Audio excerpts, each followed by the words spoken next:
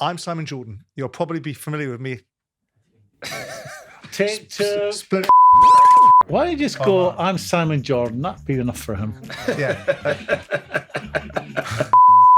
I'm Simon Jordan. You'll probably be familiar with me interviewing people with strong views. But it's about time someone had a word with him about his vacuous opinions. That's why myself, Troy Deeney, and the legend that is Graeme Souness have joined forces with Mr. Simon Jordan to create Free Up Front, brought to you by William Hill. This is a new show that tells it like it really is. And it reaches in to all corners of the game we truly love. Wow, that little bit. Oh, Graeme, that was brilliant. That extra word you put in there. Everything that matters to you is analysed through the eyes of a player. A manager. And an owner. As we tackle the biggest talking points in world football on Free Up Front. So subscribe to the Upfront channel for new weekly episodes. And don't forget to go back for some of my Upfront episodes. Not bad, if I do say so myself. Hold on, he can't be promoting his other show. Oh, you very well can. This is the opportunity that you've been got on the back of it. Yeah. Jurgen Klopp's farewell tour hasn't gone quite as planned. It was only 2 months ago that a young Liverpool team picked up the Carabao Cup, with the present and future looking incredibly bright. 4 trophies was a real possibility, but that's gone by the wayside. Klopp and Salah appeared to fall out on the touchline. They've not kept pace with the title race and lost the Merseyside derby with a pitiful performance. Feyenoord's Arne Slot appears to be anointed the man to follow the man, but with some questionable transfers, star players soon to be out of contract, and doubts about his experience, Slot's in-tray is starting to look pretty hefty. January the 26th was a day. It was a day for me because it's the day I lost Crystal Palace, but in real terms, it was a day when Jurgen Klopp announced that he was departing Liverpool. You allegedly managed Liverpool once. What was your reaction to that sort of perceived bombshell news? I mean, when you look at Jurgen, he looks shot. He looks, as if he's been dragged through a hedge backwards after a game. He really is feeling it. I think he does need a rest. Managing that football club is a big number. It's pressure on, expectation level enormous. They've promised so much this year. I thought after the League Cup final, I actually wrote in my column that whoever gets this job is walking into a really healthy situation. You've got a few players that are injured who didn't take part in the League Cup final. You've got all these kids that have played in it and still managed to get a result. And I'm thinking, the kind of players have got, there was only Salah that was an outstanding issue in terms of getting him to re-sign another contract. I'm not sure if that is the case anymore, but I'll have to change my mind. These players have shown something that I didn't think they were capable of. This Salah and Klopp incident, I mean... He's off, Simon. I believe he's off. Yeah, so do I. But, I mean... What do you make of that dynamic? Because the media will latch upon it, right? And they'll go, look at that. The shit's hitting the fan here. Klopp's out of the way. Salah, they're having fallouts on the touchline. It looked to me like Klopp's got the needle because they're not playing very well at this moment in time. They've just scored West Ham. He's had a little dig at Salah for whatever he wasn't ready in time or whatever else. But the player coming back at him, I mean, as a player, if you know a manager's leaving, are you different in your mindset to them? Yeah, I would say you'd have to be, especially from with the experiences of Watford. When you know that ours is a little bit different, you knew that could change any minute, and you had the sense maybe that week leading up to it that he'll be. If we lose this one, he'll be gone. Because respect can't go that quick, can it? No, I think it's just a case of Salah, who has been fabulous for Liverpool. Salah, who will be the biggest star in the Arab world, will have and all players do, an exceptionally large opinion of himself. And he'll have been angry at not starting the game and be angry at not getting onto the game earlier. And I think that was a reaction. You put me on with, 10 minutes to go? Yeah. Whatever it was.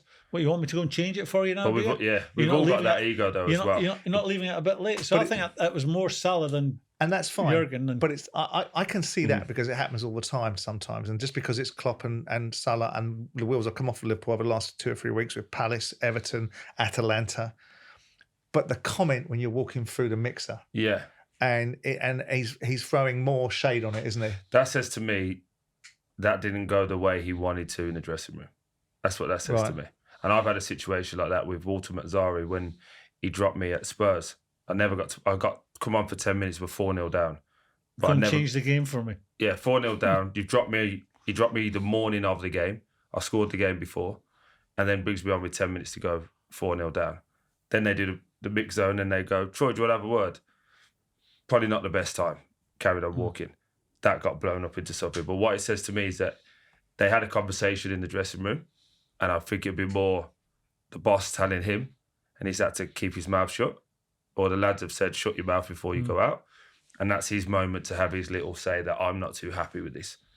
That's how I perceive that. But it doesn't look good. It never does. I forget the weekend. Prior to that, whenever he's taken them off, he's never been happy. And I'm No, sorry. he shouldn't be, should he? That's what you want from your players. Yeah, You want- absolutely. I've only got 2 goals today. I'll get another one.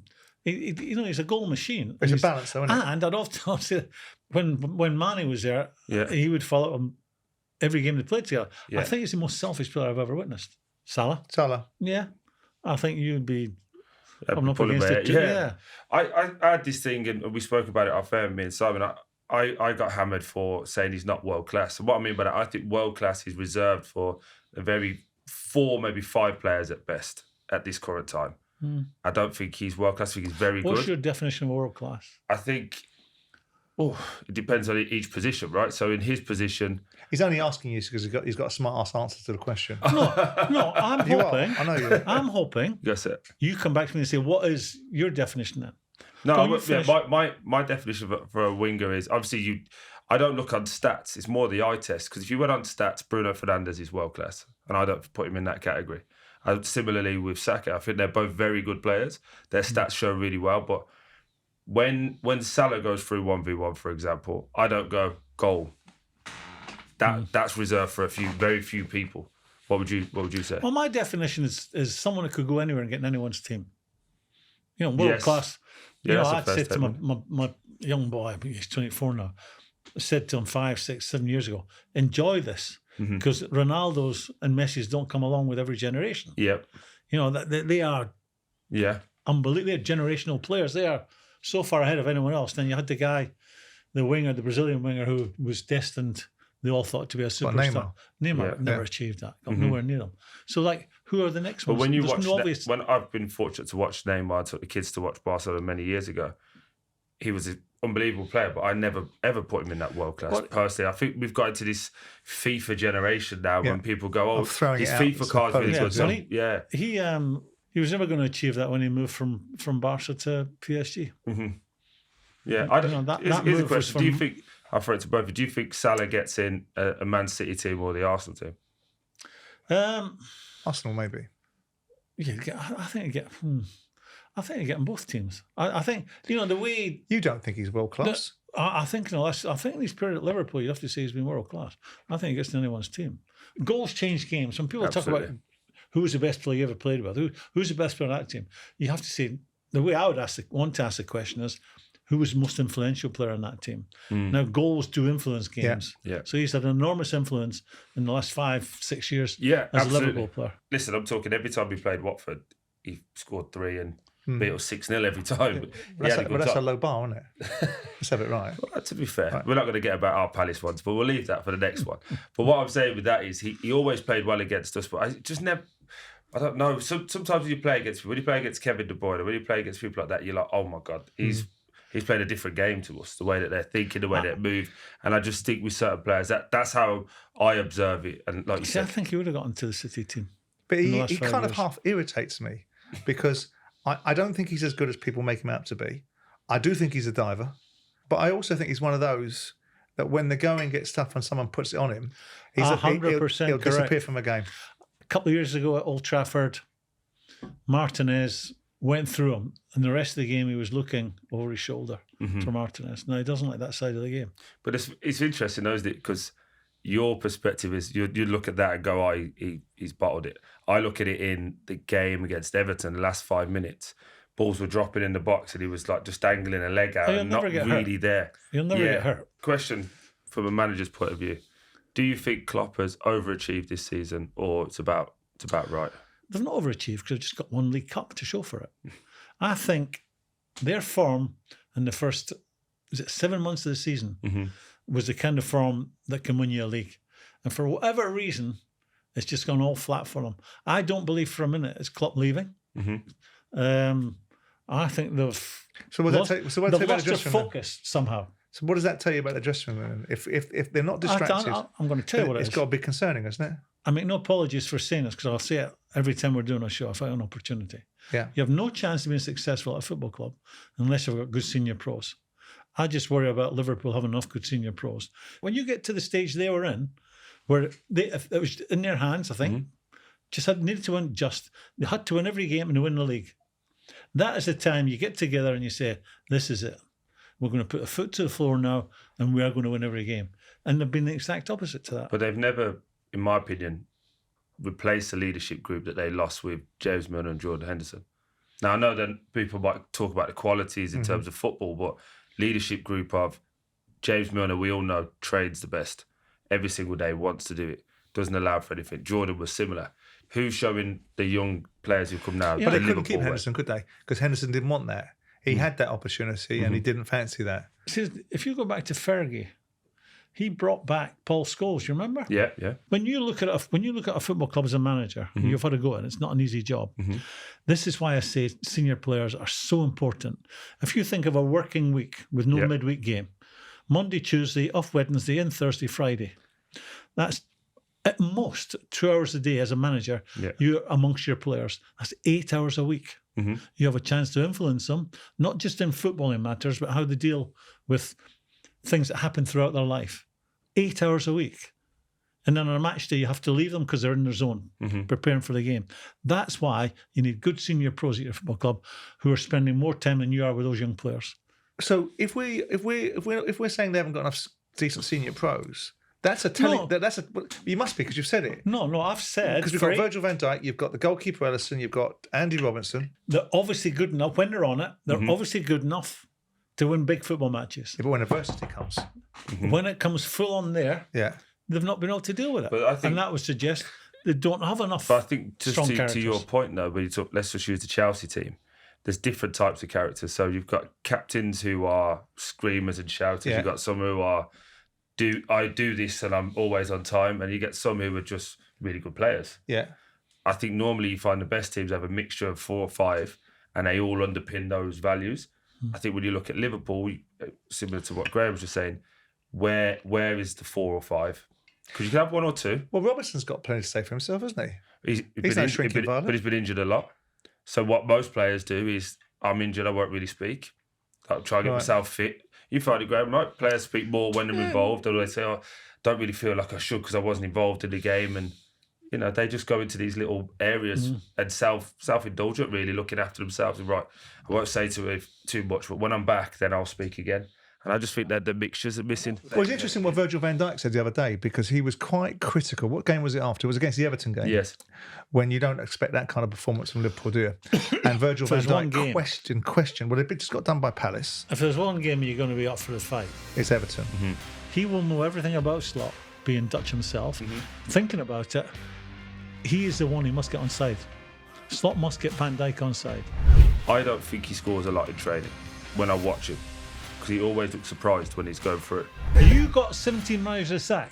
I gave people their starts. Everyone's been who worked for me has been in the Premier League. What do you mean everyone who worked for you? That's what it was. Did you not know Watford? Deluded. So we kind of are where we are now with Liverpool, and we're going out with a bit of a fart, aren't we, this season? And you're going to pivot now into Arne Slot. And Dutch managers come with a bit of a stigma. I don't know why, because I think Ruud Gullit did okay. What's the reaction to Slot? What's the perception? See, he's unknown, isn't he? Do you know anything about him? He's got 75% win records. It's that league, isn't it? When you 75% of games, it was still winning 75% of games. And there's some decent sides in that league. I mean, Ajax are on a decline recently. I think but they're not mugs, great, are they? When you look at a Dutch coach, though, you always think really good coaches put on really good sessions. The question, why? What do you base that on? Just the history of the way that they're... Or because of real football in the 70s. You weren't even born then. But I'm a historian. That's why I know who you are. Yeah, that's why I know who you are. More so him. But my point, what I was saying to the Dutch coaches, the way that they do, obviously put up really good sessions, and they come through the youth system normally as well. They have more of a journey, don't they, before they get the main job. They're normally working with youth teams, and then they come through the conveyor belt of the system. When I look at it, I do wonder, has he ever had to deal with any of these players? There's a stat at the moment that says no, he hasn't bought anyone over 7 million. 7.5 million. 7.5 million quid's the most amount of value plus 50,000 per week. Yeah. That could be some of That's the the hard part of the game today. absolutely, and that's the bit I worry. I don't think his philosophy and what he's going to do, that'll be great. They all know what they're doing. You know what Just it's whether we like. can As a implement manager, it. you stand up in front of your first day at work. You stand up in front of the group of players, and you can see that they're looking at you, weighing you up. Does this guy really know anything? Yeah. If you've been a big player, it buys you a little bit of time. If you're known to them from work before, it buys you a little bit of time. But they're a fairly negative lot looking at How you. long do you think? I have my opinion, but how long do you think the lads will give you? Like, I think it starts on a Monday and ends on a Friday, and they're thinking he knows something or he doesn't know something. I was going to go 2 weeks. I was going to say to you, because do you look at it and go, right, who's this fella? And I'm going to look into him, and I'm going to get a bit of understanding. I'm going to get the zeitgeist on him. Do you do that? Absolutely. Well, I was at Watford, I had what, 18 managers in 12 years? So you didn't have enough time to do it. I've got 17 managers to sack. No, I kept 17 in a job. Longer than they should have. No. Talking of managers and sacking them, I knew that was saying that's just an easy shot for you, isn't it? Go to territory. just in case anyone watching doesn't. How many? I didn't sack people. I helped them along their way. There's the door. Do one. No, I think it was more like How many? it was more like I How don't know many? how I don't know how we're going to get along without you, but as from Monday we're going to try. Yeah. That was more the sentiment. So give us a 9. number. You know how many it was. I swear 9. I don't. I've forgotten. You got 17 managers to sack. No, I gave people their start. So look, everyone's been who worked for me has been in the Premier What do League. you mean everyone who worked for you? So yeah, they worked for me. That's what it was. Did you not know Watford? Deluded. Deluded.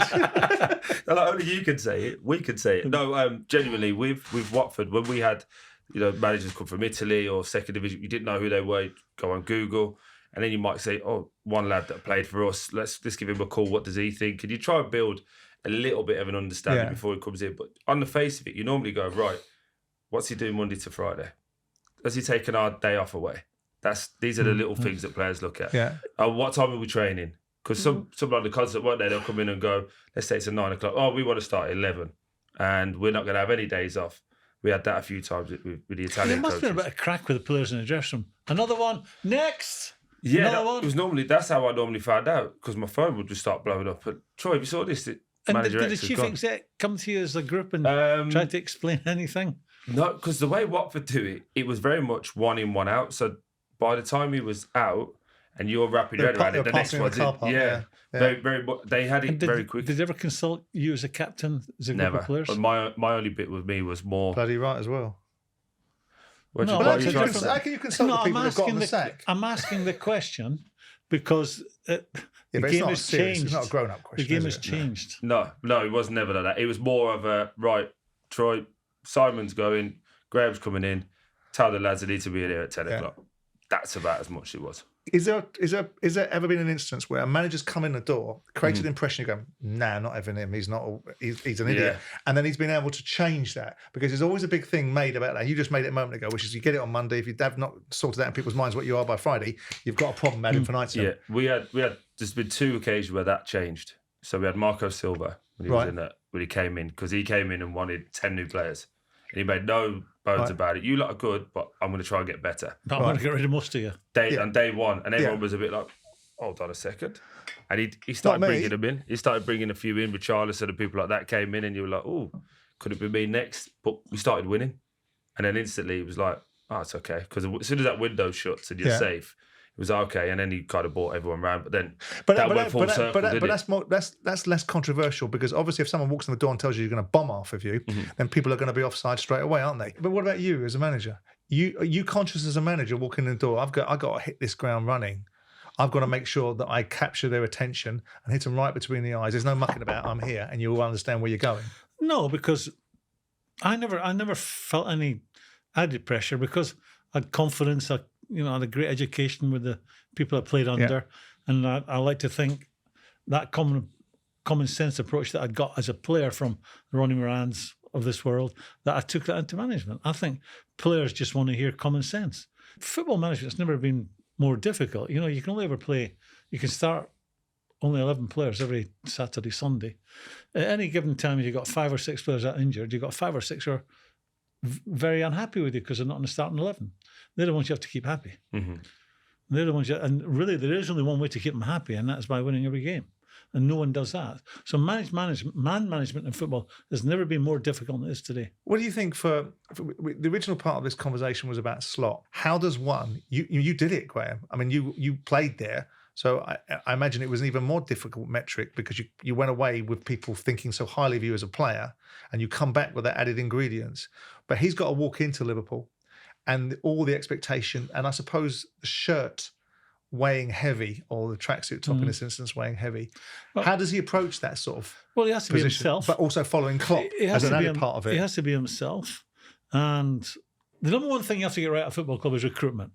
There's no doubt about it. Salah goes, they're going to have to get someone else in who chips in 20 plus goals a year because we can't rely on Souness, unfortunately.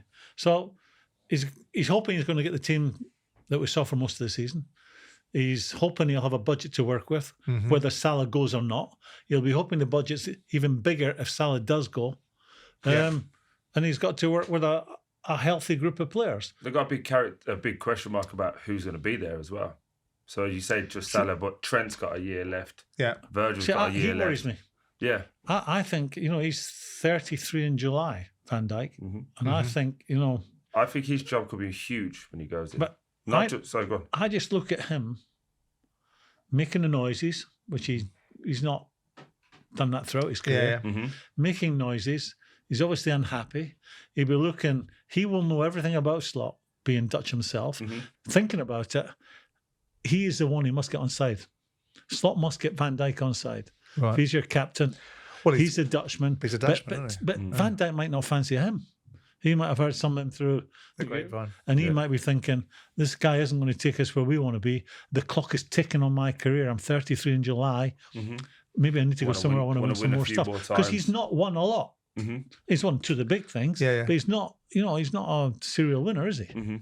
But talking about that, because one of the things that we've got with Klopp, has he got away with it? Because I was looking at it and going, well, has he gotten away with a bigger reputation than his actual deeds? Yes. Did tell. And I'll tell you why. Tell me why. Because he spent a fraction of what Man United have in that corresponding term.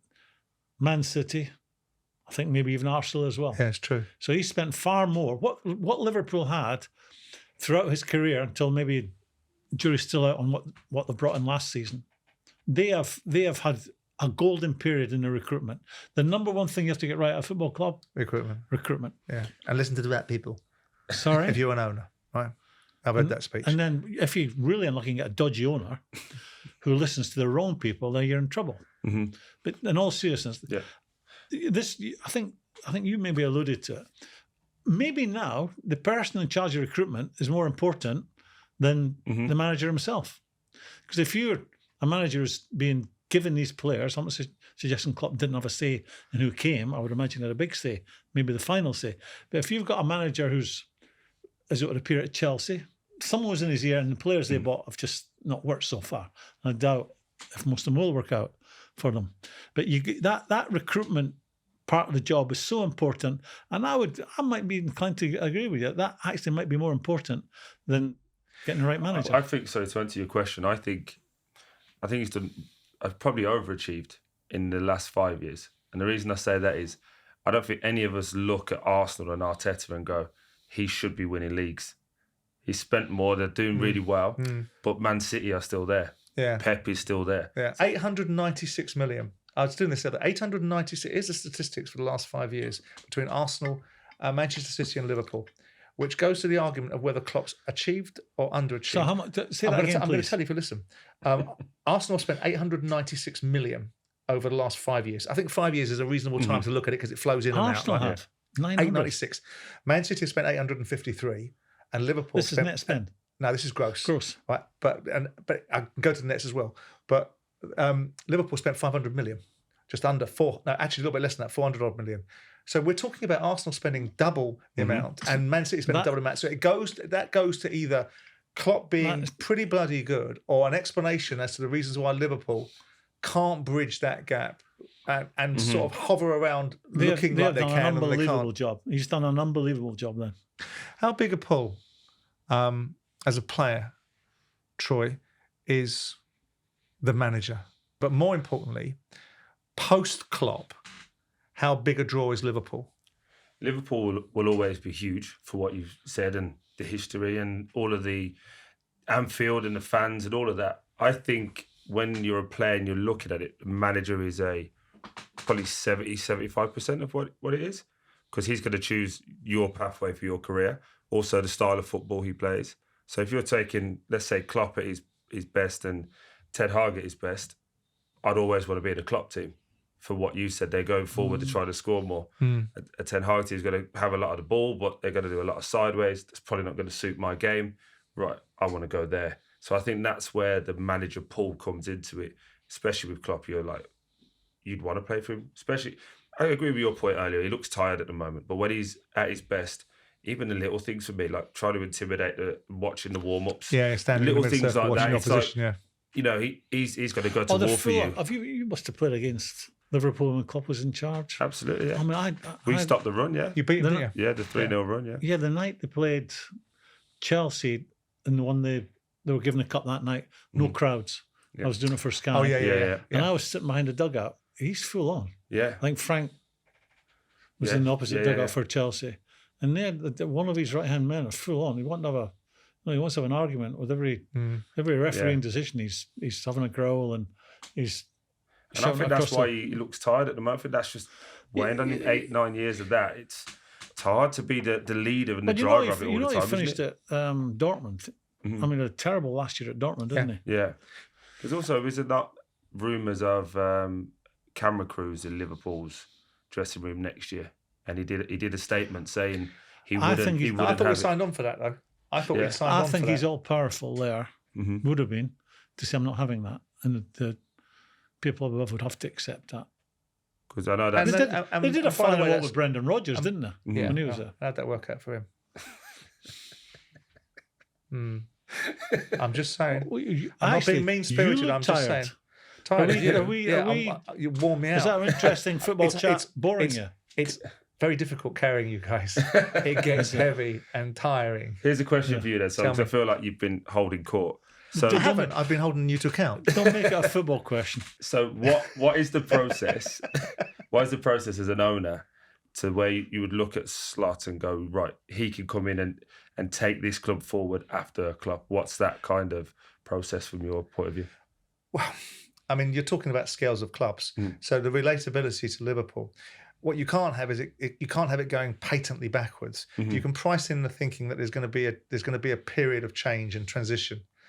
And you're going to look at the recruitment and you're going to see what he wants to do and the players that he wants to buy and the culture that he wants to create. Because the challenge for this conversation is there's two parts of it. What the hell's gone on in the last 3 months that we can't get our fingers on right now? We're looking at it going, is it the players, that dressing room isn't strong enough? Is it the fact the manager's, halfway out the door, so ultimately something's been lost there? And I'm saying, how do you get to the process of going, this is the guy that can do it? In that process beforehand, when you're looking, Klopp's announced he's leaving. Well, you interview him and you find out if he's got the chops to be able to do what you think. What are you looking for, though? That's what. More of the same, please. Yeah. More of the same. I've got something that isn't broken. It's only been broken because the fellow that was running it for me has run his course. So really and truly, I don't want any more problems. I've got a nice little setup here. We're a tad away from being a side that can win major trophies. So what are you going to do to maintain the status quo, maybe even enhance it? And you have to be, I think, me personally, being my personality, I'd be very blunt because you can't muck about with these guys. You're going to imply somebody, whether it's me talking to Graeme Souness about coming to Crystal Palace or someone implying Arne Slot, whether it's the chief executive of Liverpool or Fenway Group themselves are getting involved in this decision and John Henry's sitting in with him. You need to be clear of what their vision are and let them tell you what they think they're going to have to achieve. And then decide, first of all, A, if that's what you concur with, and then B, they've given you their own measurements. They've given you their own measurements. And I think the fact that you interview somebody and somebody gets in the door and can give you clear direction and defines their own measurables is how you judge them. And if you interview somebody, you're always likely that there's a possibility you get the wrong person. I don't suppose, different level, different size of football clubs, I don't suppose my mate Steve Parish at Palace ever envisaged when he employed Frank de Boer that the pivot was going to be 4 games and geez Louise, we can't cope with this fellow, he's got to go. Yeah. But there is always that possibility. And given the expectation of Liverpool and the uniqueness of the attention on it, because he is following Klopp, so he's got to have the preparedness He's to got to be a accept big that. personality, isn't he? He's got to be What would to you manage say the Liverpool. expectation would be next year? Win something. win something and definitely be in the Champions League at the end of it. But I think he will want to buy someone or a few people he knows and trusts. That is a danger if you buy him from the Dutch league. We're seeing that with Ten Hag, aren't we? The Dutch league, because that league is a fair bit of a drop off to what the Premier League is. You know, if Salah goes, that's 20-odd goals a year. I still don't think they've replaced Mane. And I love Diaz. I think Diaz is very, very good. He was a warrior, wasn't he? But as Diaz is. He's a warrior. Very good. But I think, just had that raw pace. I'm going straight at you. Where I think Diaz is a little bit more jinky. And also, they haven't really replaced Firmino. For as much as he didn't get you 20-odd goals, just could link it. And he was smart enough to drop down. McAllister will be that. Okay. Darwin Núñez. See, I like him. I do. I like him. But it's the thing that isn't clinical, is he? No. Yeah. I mean, for me, you'll score 40 goals one year, and next year you'll get 10. Yeah. He's a hit or miss man. But is he? Listen, they've spent 80 million quid on him, and he's had now 2 years there now. So the bottom line is, after 2 years, you get some visibility of it, right? Is this kid good enough? Yeah, but we're only talking about that from Christmas to now. I mean, prior to that this year, I mean, he wasn't clinical, but everything about his game, everything else about his game is fabulous. Yeah, but that's a typical football trope, isn't it? We're only talking about 6 months because there'll be another 6 months. And then eventually you run out of 6 months. If you're and then someone gets a sack. You would want to play with him. I'd want to play with him because he's a proper team player. But if you're losing Salah, but you're going to miss his goals. Absolutely. My only concern with Núñez, just observation, I don't know him. He looks like a great trainer, great guy, all of that stuff. I don't think he scores a lot in training when I watch him. Because he always looks surprised when he's going through. He doesn't put himself in those situations. Again, he probably does and he may do, but just observing, going, right, do you score a lot in training? Are people really hammering him if he misses in small-sided games and any of the shooting drills? Because it looks like he misses. He's like, all right, the next one. And it's a great thing to have. Good attitude. Absolutely. But at the level that Liverpool are competing at, even at Arsenal, who are ahead of Liverpool, are still going, we need that striker who will score. City have got that with Haaland, and they've probably got Alvarez as well, and other goals elsewhere, of course, but just through the middle. Liverpool are missing that one for me. That one guy that you go, he scores. They've had it through the past. That would be my worry. Núñez will still be there next year. Absolutely. They won't sell. He does all the hard yards, all the hard work, all the selfless running forward without the ball, closing down. 10 out of 10 and everything. And he's 4 out of 10 in terms of scoring goals. Salah doesn't do anything like that in terms of the hard yards, but he's 25 goals plus a season. Now, if they lose him next year, that is something you'll find very hard to replace. Tell me how much you'd have to spend to replace 25 goals a year. He's probably going to have to get 2 or 3 players. 2 or 3 players to get what Salah does in one. I think as well, just a question for you guys. Would you... we don't talk about Jota. You like him? I really like Jota, He's clinical. Really, really like him. Got to keep him fit, though. I think if it was me going in, I would look at somebody like Michael Owen, Robbie Fowler. He's too old now. No. Michael Owen. Just say, can you come in, work with him through pre-season? The little nuances of finishing in that corner. When you go through, what are you thinking? I think that's what he's missing. I think he's a great athlete, works hard, fights all day. But the nuances of getting in and around, and when you're in this position, it's this. Listen, there's a reason why strikers are the most expensive, hardest thing to find. Yeah. They're the ones that win you the games. Absolutely. And that's, for me, where Liverpool have gone from being a team that could win games without playing well because of the firepower to a team that can't win games. And normally the strikers get paid well, other than this show. Yeah, it's a tough gig being a striker. There's two positions on a football pitch. Goalkeeper and striker, where you're judged. ignored that, by the way. when you're judged how many games you play, how many goals you scored. Absolutely, yeah. No other position. Goalkeeper, how many games you play, how many you concede. Yeah. But but that's the price on the ticket, isn't it? One of my worries as a Liverpool supporter would be if Salah goes, and I think looking at his body language, looking at what he's done in the second half of the season, I think his focus hasn't been there. Was there a deal done at the start of the season, like Ronaldo? With Ronaldo going to Real Madrid. Yeah. If he does leave, that's a major problem to have, replacing his 20+ goals. Is that a bigger problem than fixing if Van Dijk goes as well, or Trent goes? You wouldn't want to lose both of them, would you? There's a chance they'd lose both, isn't there? I mean, if you think back to Liverpool's from a team that was not there to a team that was challenging. It was Alisson selling Coutinho, Alisson, Van Dijk, and still having a big chunk of change. To lose Van Dijk and Salah in one hit, it then becomes a difficult job for Slot. Who's more important, Salah or Van Dijk, to keep? You know, if Van Dijk was to go, it leaves a great big hole in the back of the defence. So that'd be a major problem. But then what's more important, the guy who helps you keep the ball at the back of the net, your net, or someone who scores for fun at the other end? But if you're getting Salah of the last few months, you would be happy to see the back of him if you're getting a big check for him. What's something?